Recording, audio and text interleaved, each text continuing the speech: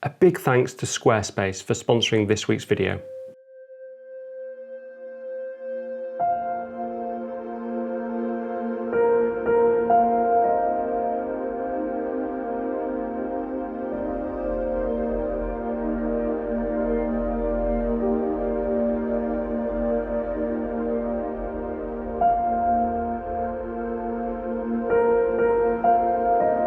Good morning and great to see you all again. Wow, I've just got back from a fantastic lakes workshop.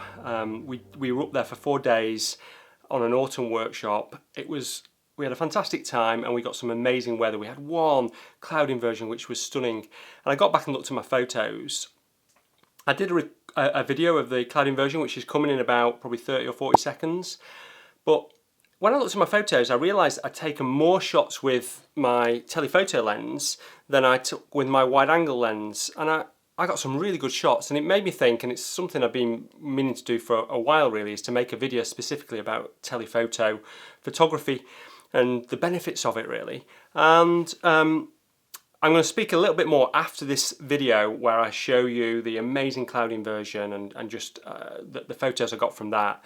Obviously some of them were telephoto. In fact, I'll just give you a sneak peek. This was one of them. So I'll show that video now and then we'll come back and we'll talk a little bit more about a telephoto lens and some top tips for using them, and I'll show you some other photos as well from the trip and from other trips as well. So over to me in the lakes, just about to climb up to watch sunrise in the gorgeous Langdale Valley. Whoa, day 2 of the workshop, and we've got a cloud inversion which looks absolutely spectacular. You won't be able to pick it out behind me because it's still pretty much pitch black. But we're climbing up Loughrig Fell, which is a great spot to be able to look down and pick out some detail as the trees, the autumn trees, emerge from the beautiful clouds and hopefully the lovely morning sun. It's totally clear, so it's definitely going to be one for picking out detail in the landscape, but wow, it looks so spectacular.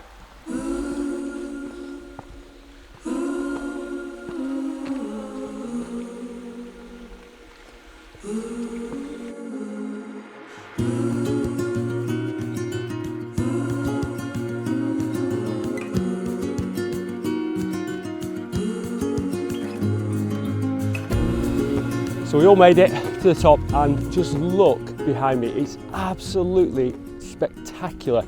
We've got a cloud inversion which is so lucky, and we're just waiting for the sun to rise from obviously the east, that's where it rises from, and just look at this. So what we're going to try and do is pick out the detail in the landscape, put long lenses on and try and pick out detail in the landscape, because there's no clouds. But just before sunrise, there's this amazing sort of pink hue in the sky. So we'll get a little bit of a bigger vista and also try and look for some compositions in the landscape, look for some of the rocks and see what we can get when the sun eventually rises. But it is really amazing and I feel so lucky to be here this morning. Right, time to get going. Send me your songs of tomorrow. Dying to know it all. Stories of joy and of sorrow. So I just wanted to give you a wider view of the scene behind me. It's so amazing. The sun's still just creating this fantastic light through the valley here. And it's so easy to teach a workshop when you've got conditions like this, because there's so many compositions. It really is about just picking out these details I just said before. But the important thing is that you don't try and get the whole scene in with something like this, because it's about getting close and getting those close details, because you still want to simplify the scene. So by going in a bit closer and getting a little bit tighter, then it makes a really, really big difference. Right, I'm gonna fly down there and see what we've got. Things time will tell, we might never know. We'll be gone before it all begins. Send me your songs of tomorrow. Okay, hopefully you can just see the composition down there behind me, which is a road that goes through to some trees, and there's so many compositions to pick out, but this is an obvious one. And as the sun's just crept up over here and is just casting light on the top of the trees, it looks so spectacular. And it's really easy. We've got our 70 to 200 lenses on to pick out this detail, and it's just a question of just finding compositions and pressing the shutter button. I'm dying to know it all. Send me your songs of tomorrow. I'm dying to know it all. Stories of joy and of sorrow. I'm dying to know it all. To know. It's a little bit later in the morning now, and we've got all the really close-ups of the great light coming in over the trees, and what we're trying to do now is just get some wide-angle shots and use the light coming onto these grasses and just get a shot of the light hitting the grasses. So this is where it's a good idea to use sort of light and dark. So we've got some shadow areas that you can see here and the light coming over, and this creates like a line that you can use in the composition, a diagonal line to sort of lead your way up. And then just to add a little bit more interest to the shot, luckily we've got very useful workshop attendees here that are, Derek is stood at the end of the little place where we were taking the close-up shots from, and that adds a little bit of scale and a little bit of interest to the shot as well. So your eye sort of goes down here, leads around, and you can see the person there on the end. And then I've not added too much sky into the shot because it's really blue and we don't want to have the sky in the shot. It's getting a little bit too harsh now, the light, but we've managed to get some great shots today. It's been such a fantastic morning. We've been really lucky, and I think it's about time for a coffee.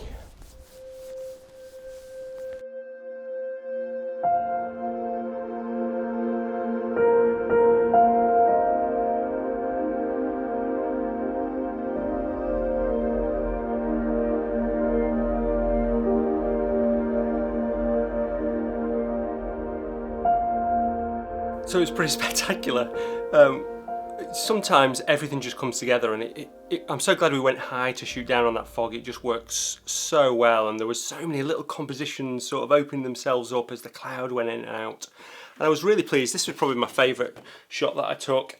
I think it's so simple, and that telephoto lens allowed me to get it. I also enjoyed this version of it as well.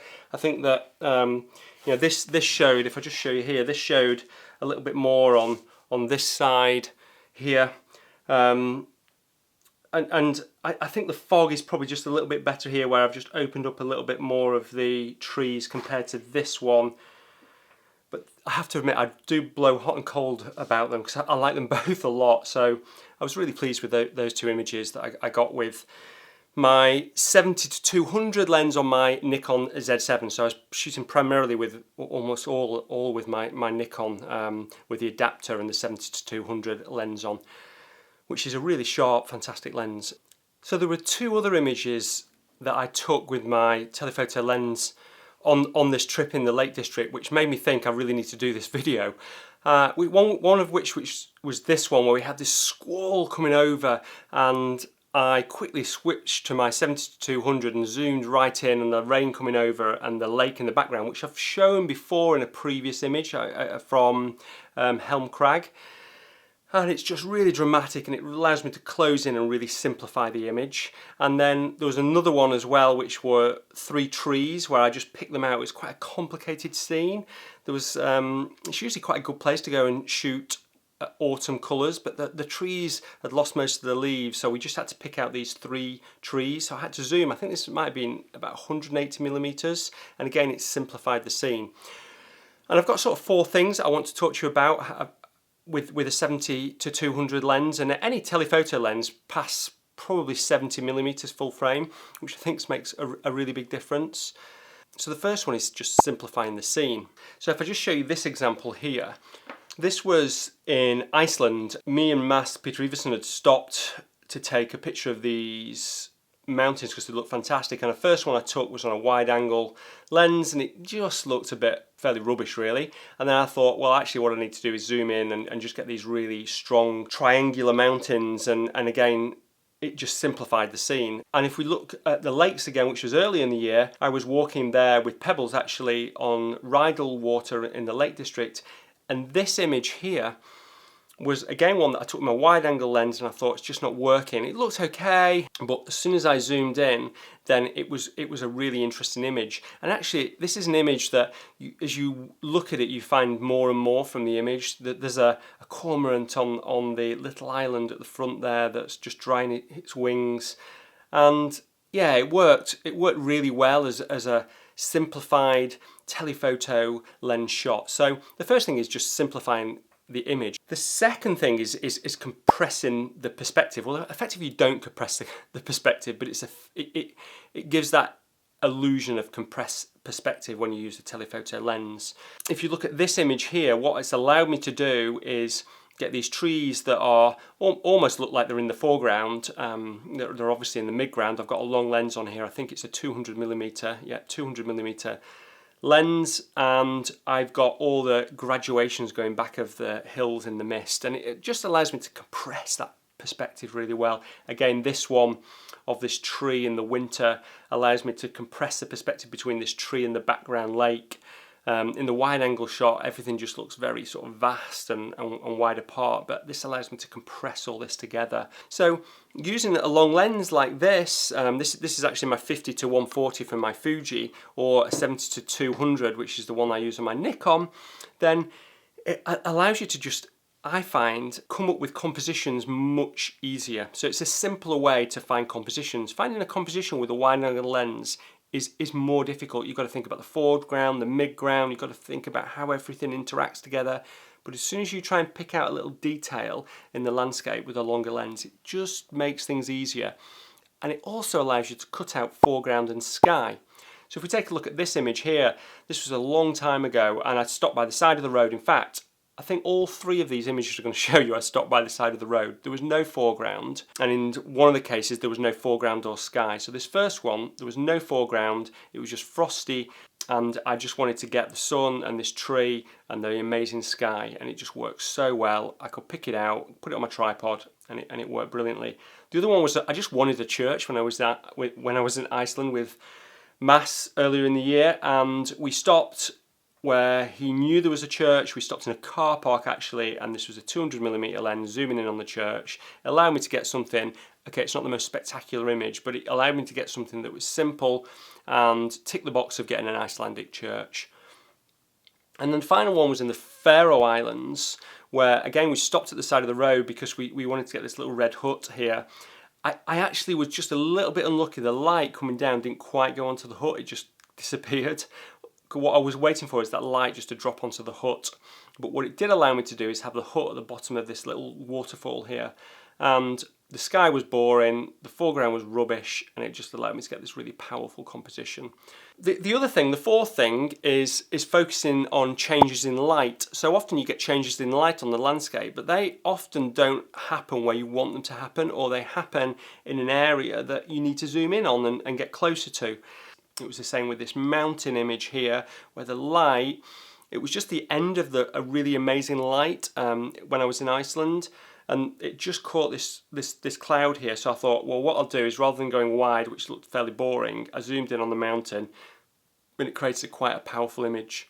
The final thing is just using depth of field to your advantage. I tend to use that more when I'm shooting people or pebbles, where you can shoot through things and have not only the background out of focus from the subject to bring the subject into focus, but you can also create out of focus foreground to frame the image, like I've done here of Derek and Steve on the workshop that we ran in the Lake District last week.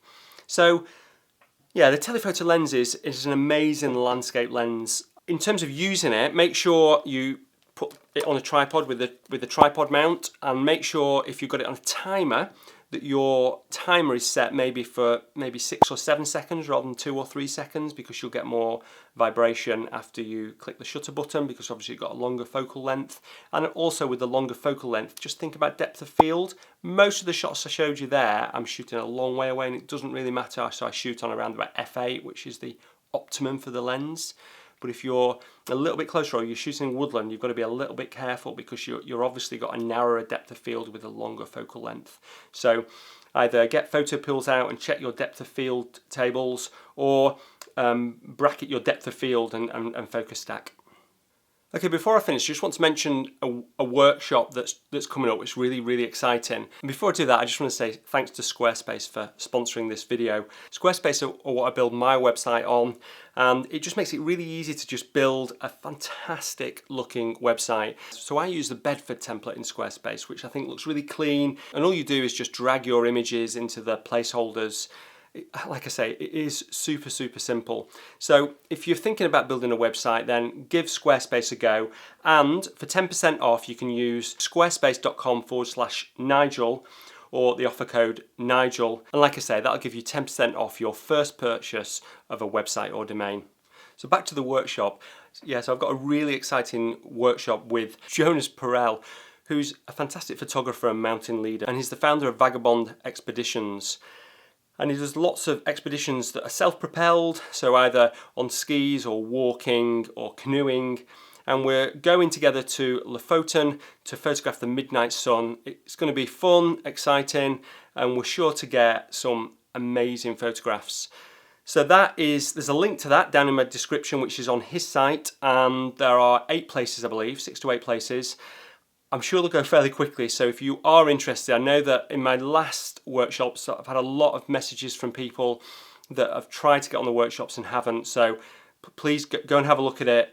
If you are interested, then there'll be some places, but they won't last very long. Yeah, and thanks ever so much for watching today. I really hope you've enjoyed it. I really do love showing my prints and talking about telephoto lenses. I got really excited about it when I got back. I thought this is a really good topic, so I hope it's been enjoyable.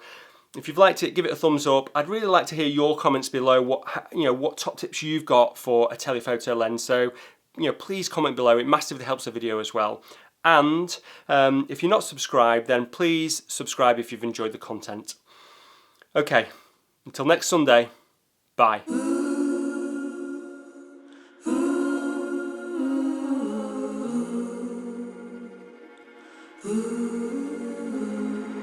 Ooh.